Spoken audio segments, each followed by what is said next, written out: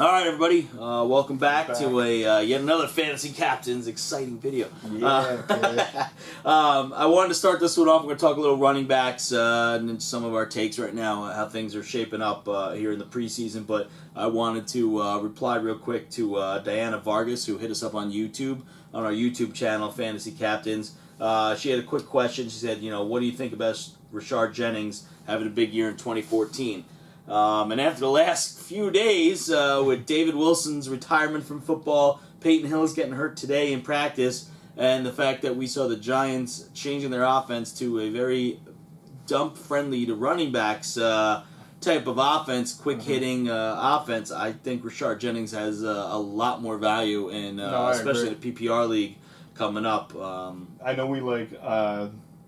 what's his name? Andre Williams. Is he going to steal all the goal line work, though? No. I think Andre Williams, he's a rookie. He's a big boy, and he can move the piles. I don't know about steal the goal line work, but he impressed a little bit. I mean, it's only been one preseason game, but, he's definitely a guy to keep an eye on, and again, a guy you could probably steal a little late. I think his average draft position right now is, 12th round. Yeah. So, I know you love Cox. Right? No one loves Cox more than you, Rob. I'm a Giants fan, and that one hurts a little bit.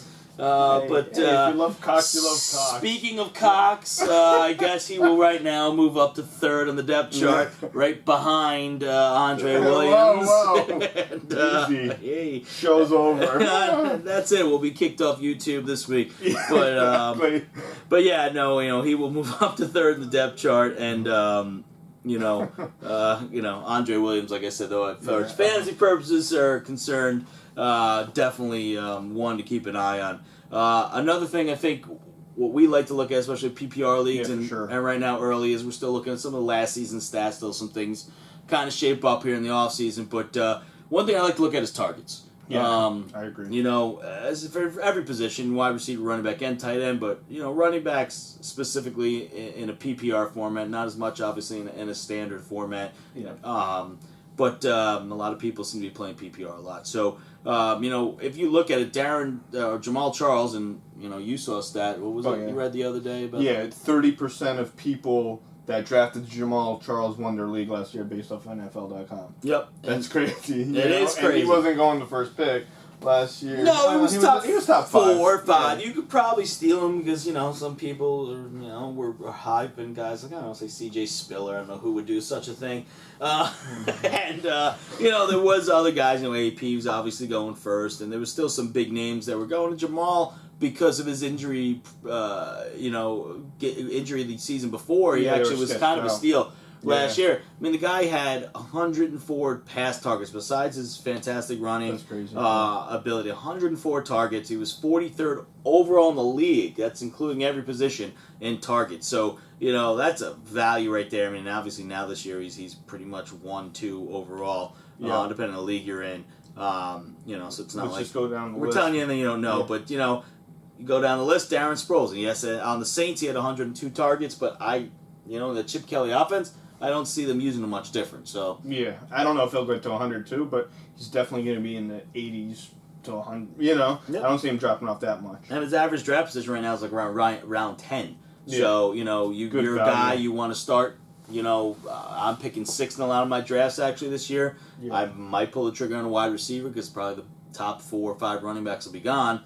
And then later in the rounds, if I pick up a guy like Sproles, it could really help my team out if I have some stud wide receivers. So, and then our favorite, Matt Forte. Yeah, I would probably pick him number 1. Maybe. We in a PPR. In a PPR, for sure. Yeah, let's get that straight. Yeah, PPR. Absolutely. Sure. The guy had 95 targets last year. That I don't see changing at all. No. And then here's a sneaky guy. I know people were on him a little bit last year, but he's still going around around 10 or 11 right now in the mock drafts.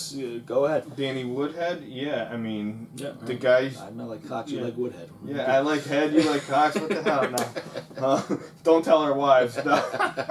But Woodhead, he had a productive year last year. 94 targets. 56 out of the top 100 targets. People being targeted. I'm definitely targeting him. I would reach for him. Because we do PPR leagues. Mm-hmm. I'm not going to take him my first running back or anything like that. But if I could get him in the 8th round, I'm pulling the trigger. And from everything that we're looking at with the mock drafts right now, 8th round would actually be a reach. He's going around 10. So, Yeah, you know, exactly. you could steal him. And here's another guy, Pierre Thomas. Oh, 84 targets last year, same offense, no Sproles at all this year. I think Pierre Thomas targets actually go up. And, you know, with that running back situation, there's nothing to, you know, really be wowed over. He's going to get the ball, too. Like, Sproles, when he was a Saint, he didn't get many carries. No. You know, Pierre Thomas will get a decent amount of carries, too, which is nice. Well, they got Cooks now to replace Sproles, sort of. He's sort of playing that role. But yeah. I think Thomas will stay flat at what he did last year, which is a good value for where he's going. Absolutely. I agree. And you know I love this next guy, Shane Vereen. I kept him last year. Helped me win my league. Mm-hmm. You know, what did he have? 83 targets last year.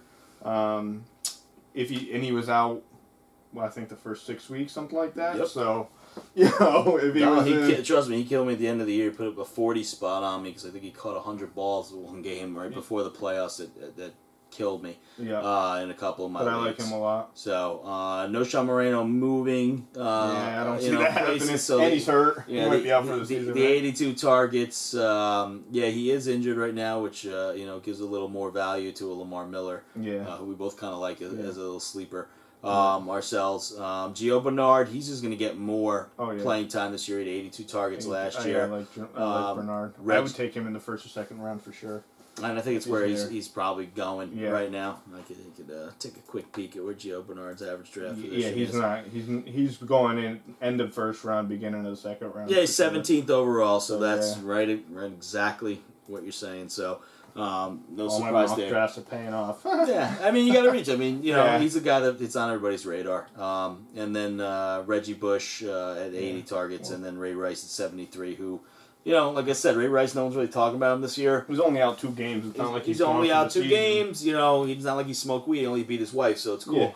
Yeah. Exactly. So, some advice for those NFL players. Exactly. Josh Gordon should be beating his wife. So I'm not going to have it. I'm just teasing. Teasing. But, but that's kind of one thing, though, in general, I like to look at, I know Frank does too, is targets, especially as the preseason goes on. Check your targets of those new wide receivers, new quarterbacks and wide receivers, new quarterbacks and new homes, and new wide receivers and new homes, and running backs is, some of these guys, like Cam Newton, starting to latch on, and some of those young wide receivers. So there's guys in there that you might be able to kind of snag late in the draft. Quarterbacks sometimes just get their favorites, guys they could trust. It's not a guy that everybody's eyeing up. So, this is a good stat to look at, and we'll talk more, too, as preseason we get deeper into it and kind of look at targets in preseason. And maybe we'll get some nice steals out of that. Yeah, sure. Yep. And then you want to tell them where they could ask us questions? I mean, we're on Twitter at fantasycaptains.com. Also, feel free to email us. We're fantasycaptains@gmail.com. Email us some questions. We'll answer them live in a video. Yes, thanks again, Diana, being our first ever question. We're Fantasy Captains with Facebook and YouTube and all that stuff. So anything at Fantasy Captains or Facebook.com/Fantasy Captains. Like our page. We're gonna be creating these videos all year long for you guys to help you win your leagues. Yep, get the fan base up enough. We'd love to make this an interactive show, answer your questions, and maybe we could become this a live video cast so we can take some phone calls eventually if we get enough people asking questions. So, yeah, exactly. I was looking ahead in the future. And we also have the app. It's in beta now, but feel free to register and sign up and test it and give us your feedback on the app. It'll help you set up your lineups every week. You don't have to, it's in beta, so you don't have to use a real credit card. Any card number will work, and we won't charge you.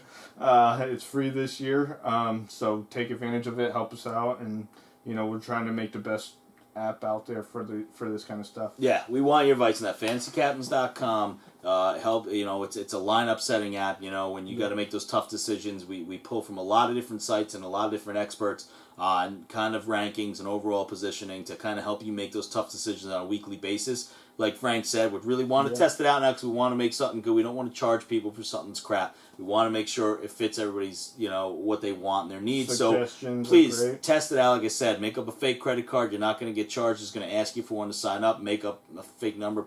You could put your real credit card. 55555 in. It doesn't matter. But please, we will love your feedback if you test it out. So, that's a good point, Frank. So, and hopefully you guys are liking these videos, and we're going to keep making them. Yep, we'll see you next time. All right.